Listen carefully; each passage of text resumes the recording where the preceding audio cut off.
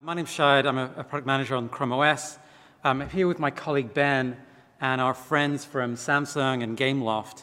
And we're going to be talking to you about building and making sure that Android games run well on screens with devices with large screens.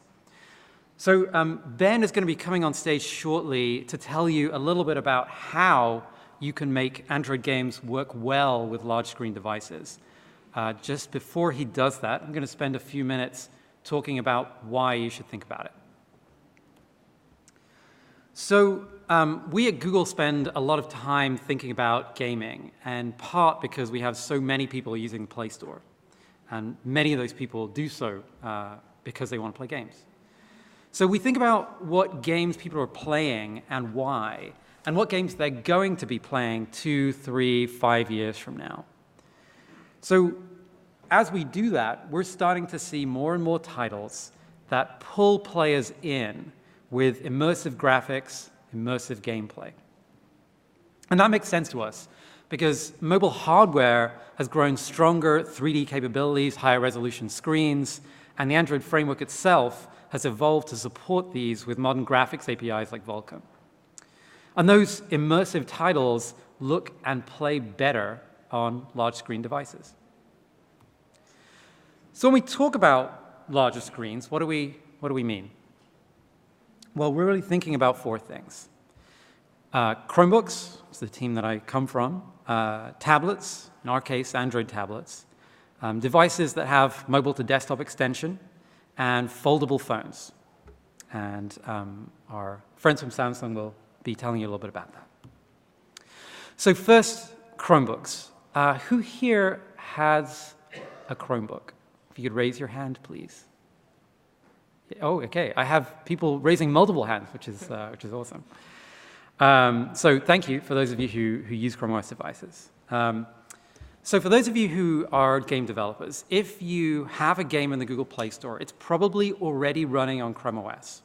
So I definitely recommend grab any Chrome OS device, load it up from the Play Store, and check it out. Now, the way that works is Chromebooks run a full version of the Android framework inside a container.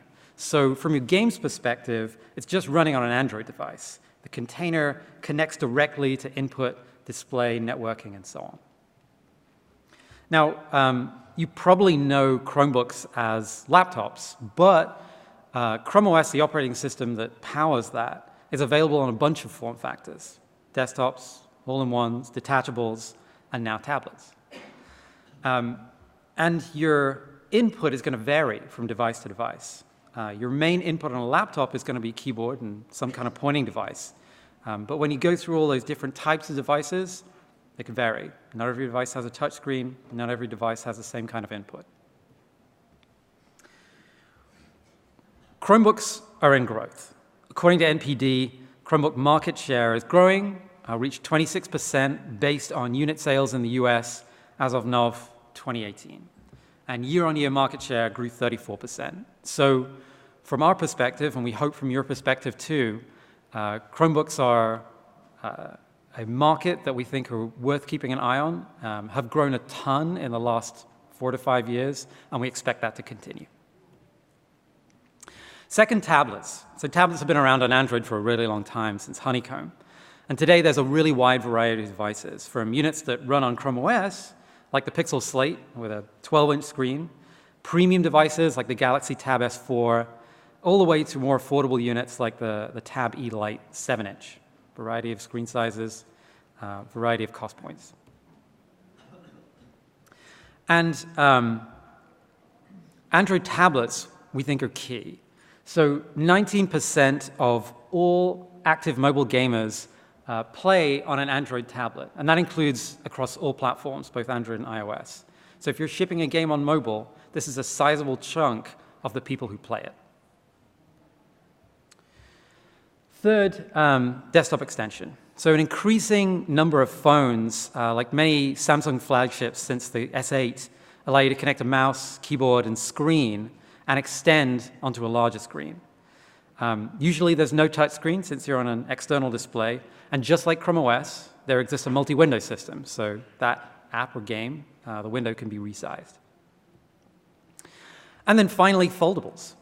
So foldables are coming to the market soon with all sorts of interesting features like dual display. And we'll have the Samsung team talk about that in more detail and context of the Galaxy Fold shortly. So that's a little bit about the space and some of the why. And to talk to you a little bit about the how, I'm going to hand over to my colleague, Ben.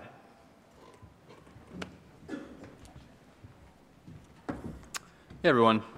My name is Ben Gable. I'm a partner developer advocate at Google and ex-game developer. And I'm here today to kind of talk about, as Shahid said, some of the common technical issues that you need to consider when bringing your game and adapting it for these larger screen devices. So maybe just start off with a show of hands. How many of you have actually consciously adapted your game for larger screen devices by adding input, extra input like keyboard, mouse, or handling multiple aspect ratios or resolutions? Anybody? Has anybody done that with their mobile game? I see like a couple hands. How many of you are planning to do that maybe with a game that you're launching soon or sometime this year? Anybody else? A couple more hands? Okay. So hopefully after this presentation, a lot more of you will consider it. So why is this important, right? There's all these different devices out there, and as Shahid said, your game is probably already running on these larger screen devices. And it's important because as game developers, you obviously want to provide the best possible gaming experience for your players. And so you really need to kind of consider what kinds of devices that your players are playing on.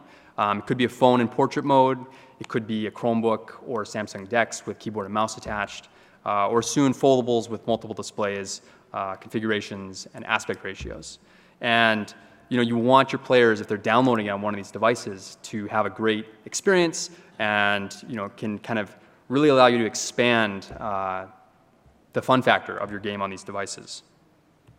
Now, I realize that this sounds like a lot of work, and for a lot of game developers, the words new platform or supporting something that's not mobile is definitely a challenge, especially in the Android ecosystem. But the key thing to remember here is that this is all still Android. And this is all the same APK. So it's not like you're shipping a separate APK for these other devices and one for mobile. They're all combined within one APK. And there's certainly things you can do to adapt that one APK for things like foldables or tablets or Chromebooks. But what I want to focus on here is kind of the best practices, the stuff in the middle there, that will give you a great baseline compatibility across all these different devices. And it's really kind of boiled down, I think, to three main areas: screen considerations, input considerations, and kind of building and setting up your APK so that when it's distributed, it works across the most devices possible. And for certain devices, there's certain areas that maybe there's more considerations you have to think of or deal with. But if you're going for the largest compatibility across all these different types of large screen devices, you're going to have to kind of look at each area. So let's, how do you handle this with one APK? Let's kind of touch into this, right? I mentioned it's the same APK across all these devices. How would you handle this? So very high level, you handle this with configuration changes. So in Android, if you're not familiar, anytime the system detects a device configuration change, it's going to automatically restart your activity and restart it with new resources that allow your app to kind of change and adapt for that new configuration. So the most important task for you as game developers to kind of consider is handling these configuration changes appropriately so that your game will kind of run seamlessly across no matter what device it's running on or what kind of things happen during gameplay. By default, Android system will do this automatically. So a lot of you, if you're not doing it right now, you're probably just living with Android doing it automatically for you. It does this by invoking on-save instance state before it will restart your activity, which lets you kind of save some information that you need to kind of restart your activity. But for a lot of resource-heavy games, this is not ideal because it'd be really slow to restart the activity and reallocate all those resources. And in the case of like dynamic resizing on Chromebooks, it can happen. You can get a lot of configuration change events, at least one per frame. So it's better to kind of think about and handle this yourself so you know exactly how your game is going to behave anytime a configuration change happens. So now I've kind of touched on the high-level aspects of configuration changes. Let's see how we'd use them to adapt a game across these devices, starting with kind of the screen considerations I mentioned earlier. So on devices like Chromebooks and Samsung DeX, your game by default is going to be launched into a windowed environment where it can be dynamically resized, which is something that a lot of mobile developers don't really consider. And on devices upcoming like the Samsung Galaxy Fold, the screen and aspect ratio will change whenever the user opens the device from the smaller screen to the larger internal screen. So each of these cases is going to fire off an on-configuration changed event. So to handle this, you simply need to declare in your manifest all the configurations that you want to handle yourself dynamically in code. So in this example, we're declaring that we want to handle screen size changes and orientation changes. So then in your code, now your activity is going to invoke on-configuration change whenever the screen size changes or the orientation changes, or whatever other else configuration that you declare that you want to handle. For example, in this case, you could scale your OpenGL content to match the new aspect ratio or resolution, to prevent things like inaccessible UI elements, or change your input areas so they make sense on the new screen. So that's maybe how you'd handle that case with resizing. Now, if your game is always intended to run in full screen, which for some developers that's enough, or maybe you test it out on a Chromebook and you find it's crashing or something else bad is happening, you can always prevent your game from being resizable by specifying resizable activity to be false inside your manifest. You should also note that if you do prevent this, however, split screen will not work on mobile devices. And we recommend that you, if at all possible, really try to support the dynamic resizing, because a lot of gamers want to have the game running with maybe like Twitch chat or something else up next to it. So we think it's a valid user experience in some case, so try to support it if you can. So on the topic of orientation, right, on mobile devices, usually the default orientation is portrait. But on other devices, it could be landscape.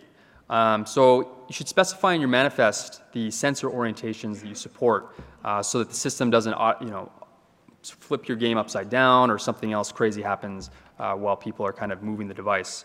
If you're dynamically handling orientation changes inside your code, make sure you use display.getRotation, and be aware that the values that you're expecting might be swapped based on the default hardware orientation. So another thing to consider about larger screen sizes is obviously the resolution, right? There's more pixels, and a bigger screen means you should probably provide higher resolution assets. One of the good tools around this, you can either handle this yourself, or you can consider using Android app bundles. What that will allow you to do is to upload all of your assets for all the different various screen densities, and then Google Play will automatically ship whatever assets are needed to the particular device that somebody's playing on. So this, for example, if somebody's playing on a tablet, it's going to emit kind of the lower resolution assets, or if they're playing on a mobile device, maybe it will emit the ultra high resolution assets. This really saves you valuable download space because it does not go against your download cap or the size limit on Google Play. And it also really saves you the trouble of maintaining multiple APKs for different devices. So I recommend you look into it. And again, with more pixels comes more flexibility with the UI and HUD. So if players are playing on a larger screen, consider the things you can add, expand, or change to suit that display. Also make sure that you consider how readable and how big everything is on a larger display. So for example, if somebody's playing on a TV that's, they're sitting 6 to 10 feet away from, make sure all your fonts are readable and that all the, elements of your UI are identifiable. Nothing's more frustrating than trying to squint at small text on a screen. So that's some screen considerations. Let's talk about input now. So more and more games are delivering kind of a desktop or console-like experience, right? You're seeing all these games that are kind of blurring the line between something you'd find on Steam or traditionally, and now it's being played on a mobile device. And a lot of those games are having, we're as game developers kind of just assuming that it's going to be played with a touch screen or touch interface. But players are going to be very disappointed if they load up an FPS game on their Chromebook or something with a keyboard and mouse attached, and it doesn't work. And Android has had APIs to support keyboards, mouse, and controllers for a while. But again, a lot of game developers don't consider using them because they just assume it's going to be a touchscreen device. So the other thing to kind of keep in mind is that many of these devices are convertibles, so they can switch configurations on the fly. So like a good example is a Pixelbook, where it can be in clamshell, laptop mode, and then the player can switch it to a tablet in the middle of gameplay, right? So really try to anticipate all the different ways that the configurations could change during gameplay and support kind of on-the-fly control scheme changes. And again, we come back to kind of configuration changes, right? How do you detect this and how do you handle it?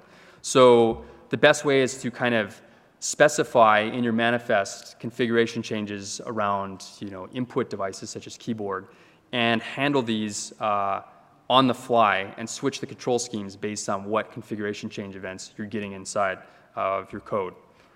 So there's many ways to do this, but one of the ways you can do it is basically query input manager at startup, for example, or during a configuration change, and kind of poll the system to see what hardware input devices are available, and also make sure they're usable, right? Because just because an input device might be available, it might not be usable, because it could be a Chromebook, for example, where it's in tablet mode and the keyboard is there, but it's not usable because it's on the back of the device. So it's really important to kind of consider this and adjust this on the fly and just adapt to whatever is usable currently during gameplay. And Asphalt 9 here does a great job of this, and Alex will be talking about this a little bit later. And if you don't think keyboard support makes sense for your game, fair enough. There's a lot of games out there that work extremely well with just touch. But you might consider that it improves accessibility if you do add keyboard support. So things like skill key bindings, player navigation, menu navigation, camera control. There's lots of different things you can do that just give players a little bit of interesting shortcuts, or improves the way that they interact with your game. If you really want to get fancy, you could also implement custom key mappings and let players set up exactly how they want to be able to play the game. And another thing you should not forget about is mice. So use the Android APIs. We've got APIs for mouse capture, where you can basically capture the mouse in the center of the screen, which works extremely well for third-person type games or FPSs where you want the cursor to be locked in the middle. You can request to capture the mouse pointer. It'll disappear while still sending you kind of the motion events you need to move the camera around, or the player. So this is a key thing that will really make those first-person shooter type games or third-person controlled cameras really that much more usable on Chromebooks. Because trying to do that with a touchpad or touchscreen doesn't work so well all the time. And if you haven't implemented controller support, please consider that as well. A lot of people are using controllers more widely across devices like Chromebooks and Samsung DeX, and all the standard Android controller APIs work across these devices. So it's another great way to make sure that you're just providing one more option for players to enjoy your game. So that's some screen and input considerations. Now let's talk about just kind of how do you set up your APK at build time and configure it to make sure that it supports all these various devices running Android. So first off, you need to review your permissions and features that you're asking for and determine if you really need them.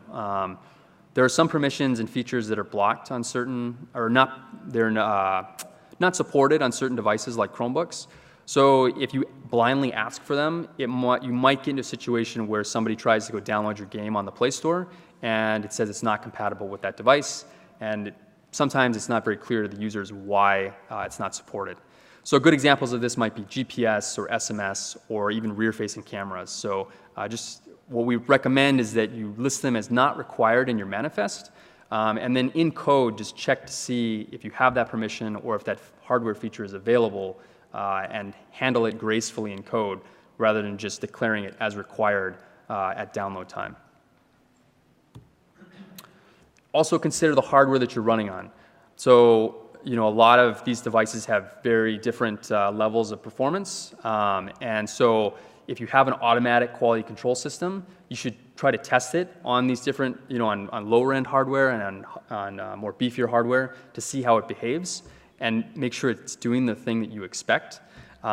If you kind of support things like different performance quality profiles, consider adding some for beefier devices like Chromebooks, and just adapt them to kind of optimize for the device performance potential that it has.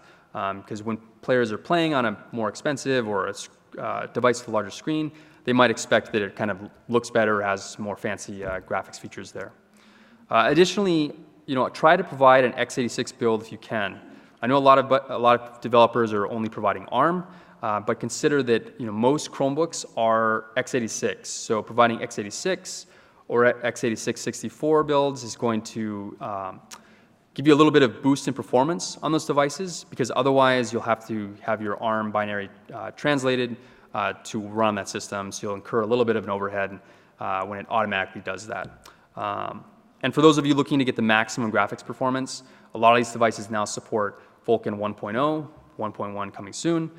So if you please look into that, because that'll give you kind of usually it'll give you a bigger boost in speed when running, especially on these larger screens.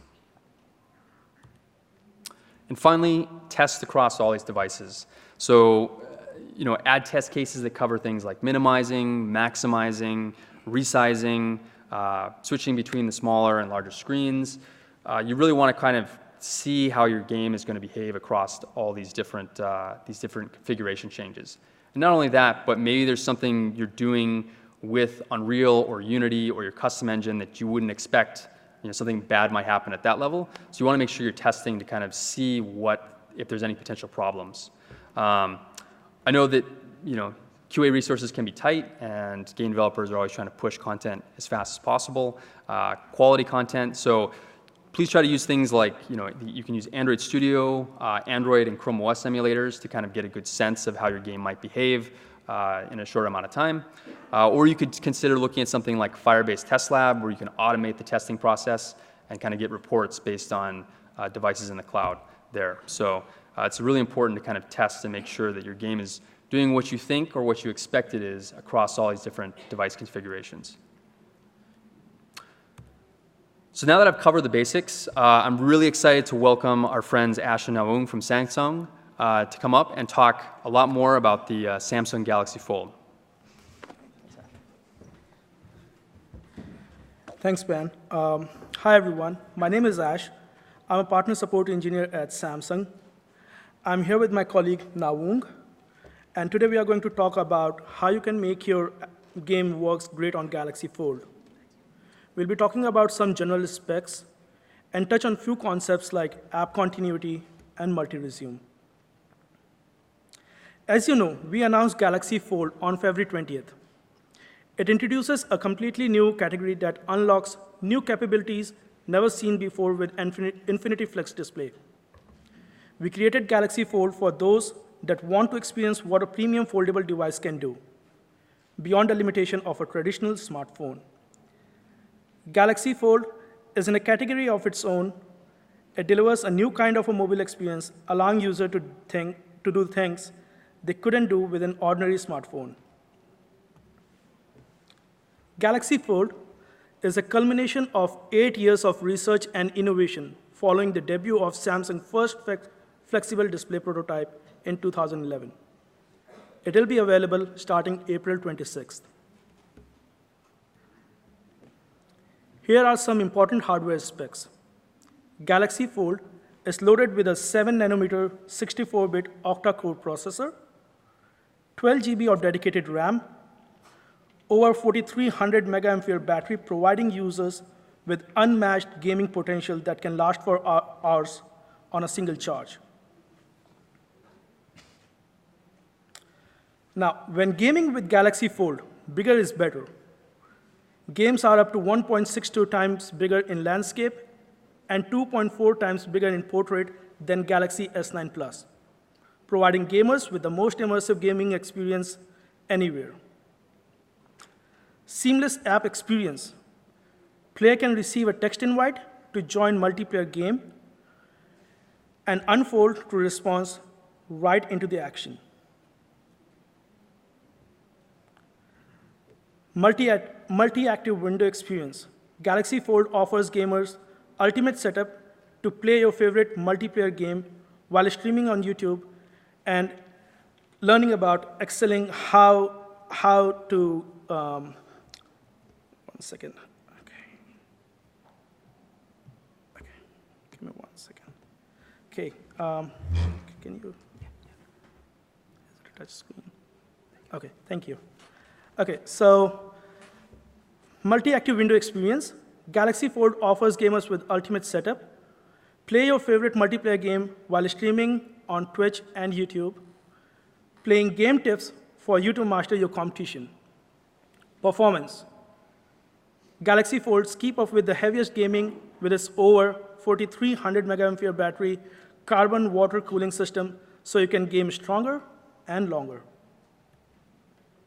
Now, on top of things that Google already covered, here are 4 things to keep in mind while designing your apps for Galaxy Fold or optimizing your existing app. Number 1, unique aspect ratio for Galaxy Fold. 2, display cutout. 3, app continuity. 4, 3-app multi-resume. We are going to cover these in details now. Supporting full screen mode is critical to ensure that users get the best immersive experience and your app takes full advantage of bigger display with no black bars. Let's see how you can achieve this. When folded, Galaxy Fold will have a longer aspect ratio of 21:9. For supporting full screen, you will have 3 options. 1, if your app target HDK is greater or equal to 26, then it'll run in full screen mode. But if that's not an option for you, then set resizable activity as true. This will also enable multi-window mode for your app. In our upcoming slide, we will be covering this in detail. Resizable activity as true or false could be set in activity or application tag in your manifest file. Now, if this too is not an option, then the last resort is to add maximum aspect ratio of 2.4, as the cover screen aspect ratio is 21:9. This metadata needs to set under application tag and will allow your application to take full advantage of full screen. Next is the display cutout. Galaxy Fold has a display cutout when unfolded in the top left corner. Make sure your app is properly handling the cutout and no necessary information is obstructed because of that cutout. In the highlighted portion in this image, you can see the cutout. The good news is that there are standard Android APIs, and that can be used to make sure that your app is optimized to properly handle these screen cutouts. Later in our slide, we will share the resources and important link that you can follow to access the relevant Android APIs. Now, to go through the details, depending on the fact whether your app renders in the cutout area, your app can use getDisplayCutout API to retrieve display cutout objects. These APIs let you check whether your content overlaps in the cutout so you can reposition if needed. You can set layout in display cutout mode to one of the following values. Mode default, this is the default behavior. In this, content renders into the cutout area while in portrait mode, but content is letterbox while in landscape mode. Mode short edges, content renders into the cutout area in both portrait and landscape mode. Mode never, content never renders in the cutout area. Here's the code snippet showing how to implement short edges in a style.xml file. In short edges, content renders into the cutout area in both portrait and landscape mode.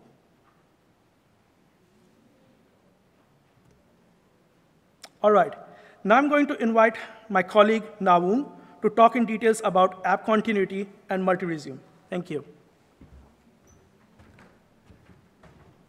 Okay, hello everyone.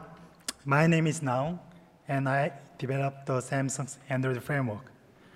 I'm going to explain some important things for you to keep in mind about foldable devices. First, app continuity. With foldable devices, now developers will be able to control multiple displays on a single mobile device. Users will have a more enriched mobile experience going back and forth between displays. Here, Google Maps demonstrates our app continuity. The user experience is unfolded from the cover display to the immersive main display. The map information will be laid out in a bigger display.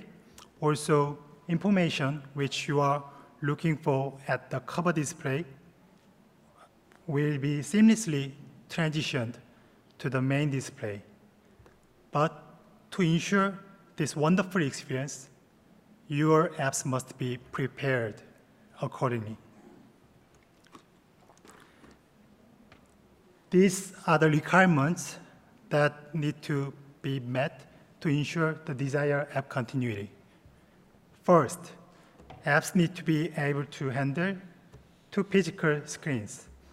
Second, apps need to properly handle folding and unfolding. It means handling with the screen size changing. Last, because of physical screen size changing, we strongly recommend apps to be resizable. As you already know, the Galaxy Fold is foldable device. What does this mean?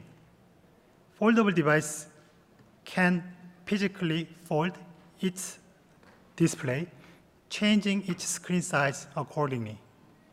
This is why Galaxy Fold has two different screen properties for the two different screens. You can check more detail on the screen. How can you handle these two different screen sizes? This is no different from other methods of supporting different screen sizes on Android, because the Galaxy Fold is a member of Android family.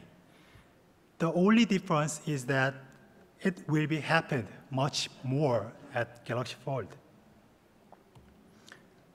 Once both screen sizes have been properly handled, the app needs to react to folding and unfolding.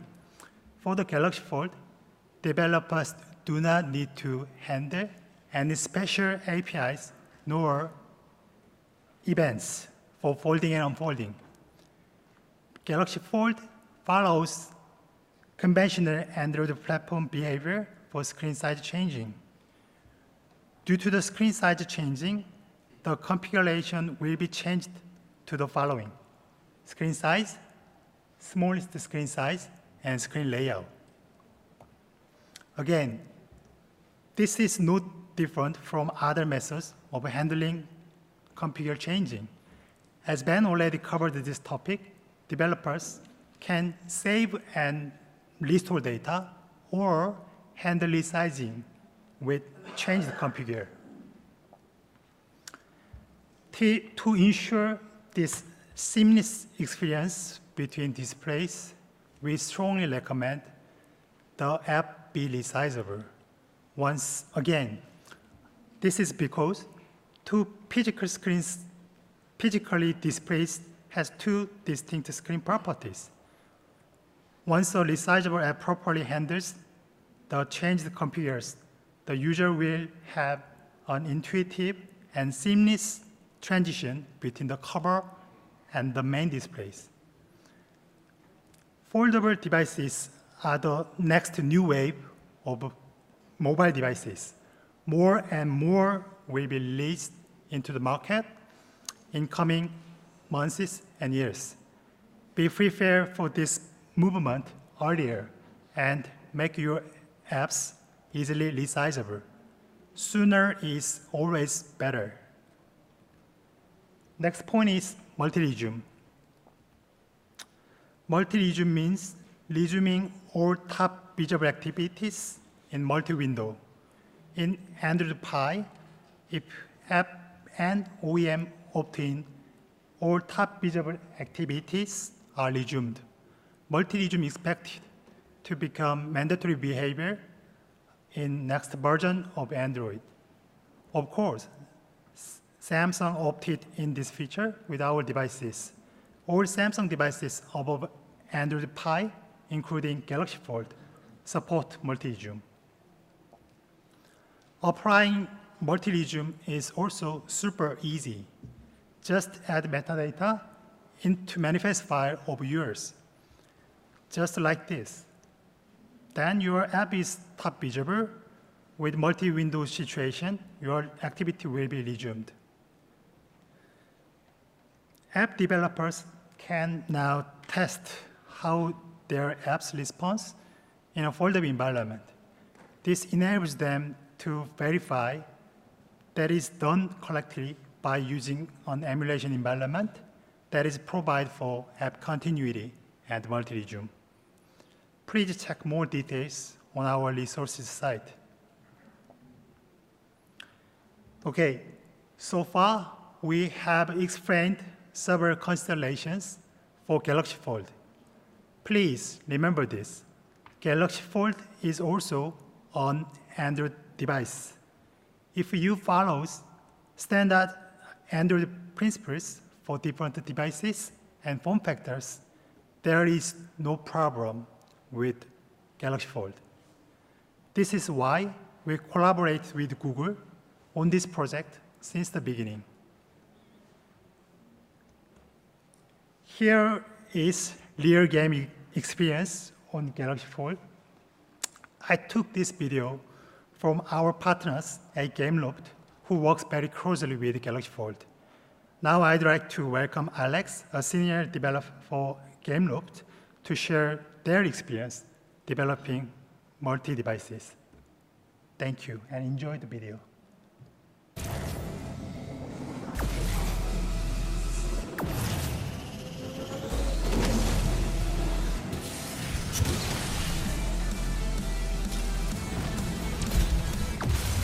By the way, I played the game. And did you recognize this stage is San Francisco? It's a little bit low. Please see the iconic Golden Gate Bridge. Please wait.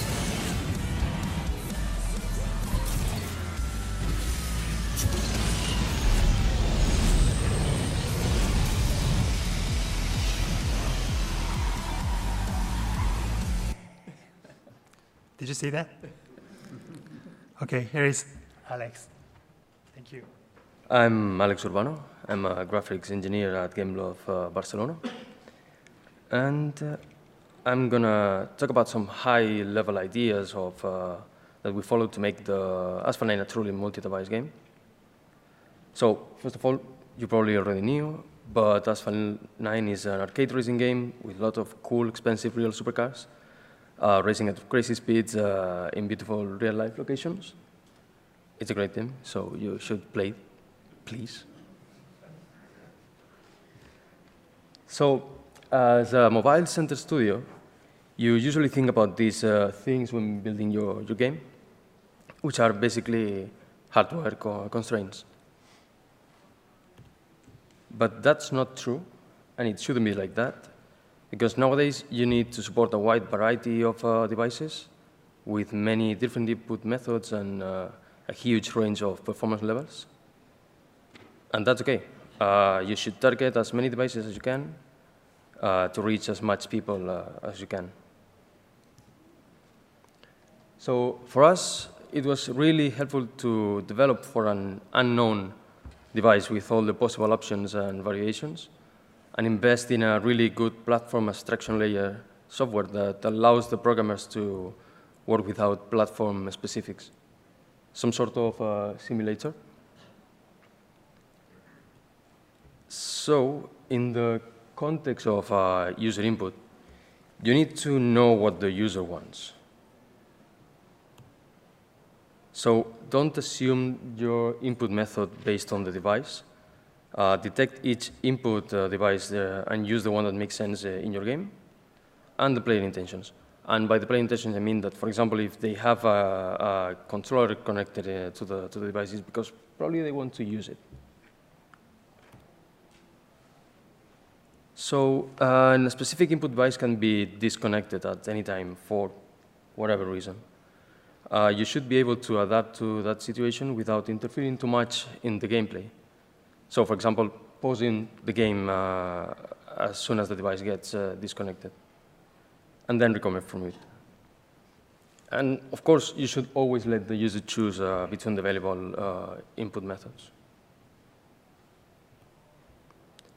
But be careful with generic UIs or control mechanics. Each device has its own dynamics, and some interactions may not make sense at all in all of them.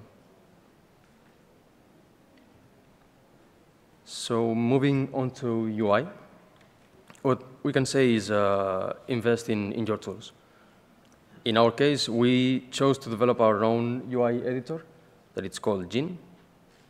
We name all our tools after drinks for reasons. And it is used in all Gameloft Barcelona projects and allow us to design, implement, and test all the UI-related assets in the game. So now I'm going to briefly go through some of its features so you can see how we work with it.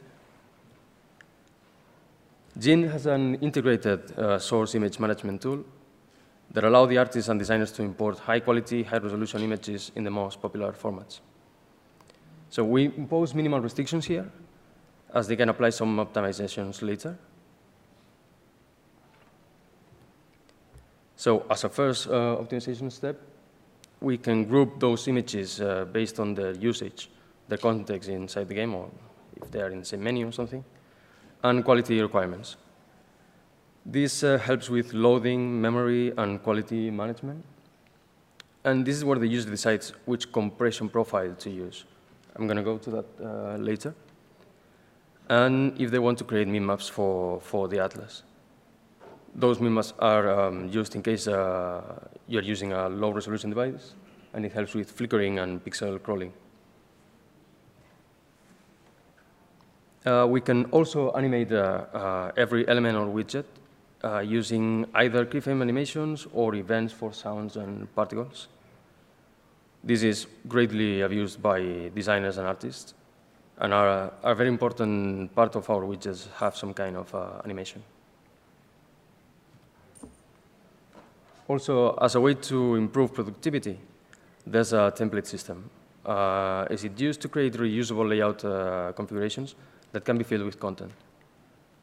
This, of course, saves a lot of time creating new similar screens or menus and make it easier to keep a consistent look throughout the whole game.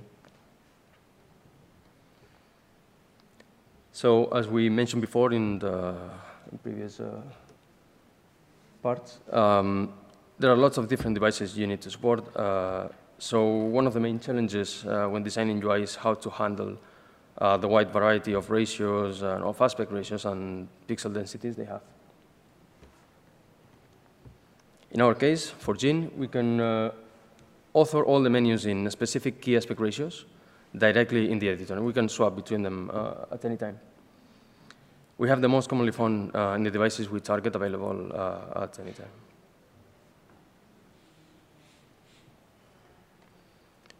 You should never put UI elements in absolute positions or sizes. All our widget positioning is defined in ratios or percentages, either relative to the screen or a container hierarchy. And the size is translated then to pixels later on rendering using the device-reported DPI. But in extreme situations when there's no other choice, we admit defeat and allow the use of letterboxing. But this is only done for the content that really needs it. The 3D part of the game is always correctly visible, and it adapts to any aspect ratio. So I'm no designer, but I asked our UX team for some general tips to take into consideration when designing the UI that you might find helpful. So sometimes the extreme differences in input methods impact navigation's flow and comfort. In those cases, you will probably need to redesign the layout to make it work with a specific input device in mind. Localization can impose some strong restrictions in design. There are significant size differences depending on the language used, and you need to be able to test it quick. In some languages, there are also characters that don't match particular styles. For example, a common example is numerals in some languages. So it's important to adapt them. And then this probably belongs more to the invest in tool part. But allow your users and programmers to forget about locale conventions, like dates, units, or currencies. Make a way to do the conversion internally to make it look good not only at the language level, but on different locales too. For example, in this particular example, only the third option allows the programmer to forget about formatting and let them express clearly the type of data they want to use. Regardless of the aspect ratio, use natural scrolling whenever it's possible. Natural meaning in the dominant direction of the aspect ratio.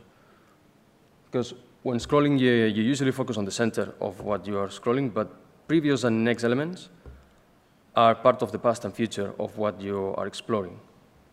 So those elements are going to be easier to go back to important information or anticipate anyone if you see those elements. Sorry. Static screens are boring, but don't be too intrusive, and you can use those animations to guide the user attention where needed. In our case, that would be the store. And of course, and this is probably my real part. Of course, UIs need to be fast. There's few things as frustrating as trying to interact with an app to find out that it lags and doesn't do what you wanted when you wanted. So be careful with rendering performance. This is obvious, but UIs can be very complex with lots of semi-transparent animated layers.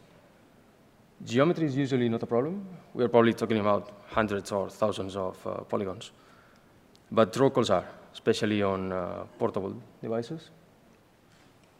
So batch them. And of course, and especially in mobile, be careful with fill rate.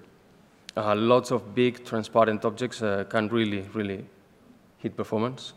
So use as many opaque objects as you can, because they can activate some not obvious hardware optimizations. If the platform supports it, and it's widely available, use frame buffer fetch or equivalent on each API for efficient programmable blending. You can also use it to implement some popular Photoshop-like blending modes that could be harder to achieve using normal hardware alpha blending capabilities. And lastly, image compression is key for good performance. When atlasing, group the images based on their compression needs. In our case, we basically have 4 different profiles, shown here in increasing quality. And you probably noticed that we treat alpha separately. And this is because in many situations, when using semi-transparent images, it's better to preserve as much quality as you can on the edges. And then I'm going to give it back to Ben so we can finish. Thank you. Thanks, Alex. So let's kind of sum up here what we talked about today. So, hopefully, listening to all the speakers today, you guys kind of have realized that, Android gaming is not just phones anymore. It's not just mobile devices, what you think of traditionally as mobile devices. Players are experiencing your game probably right now on a wide variety of devices and form factors and screen sizes. And it might seem like a lot of different stuff to consider, but it's all just the key thing I want to stress is it's all just Android, and it's the best practices for Android. And by spending just a little bit of time considering these use cases, you'll really can take your game beyond just a mobile device and adapt it for all these larger screens and provide that best possible gaming experience across all these devices. And that's really important because your players will thank you for it, and they'll think that this game is amazing when they boot it up on a Chromebook or they boot it up on a Samsung Galaxy Fold. We're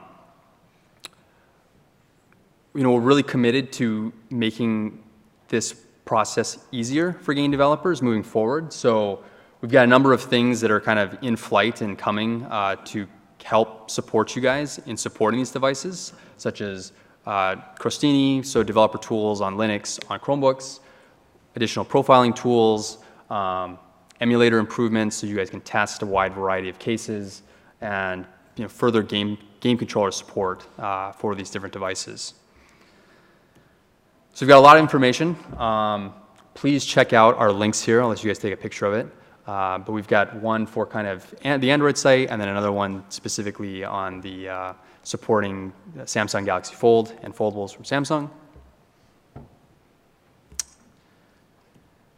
And I want to say thank you all very much for coming today. I hope it was informational.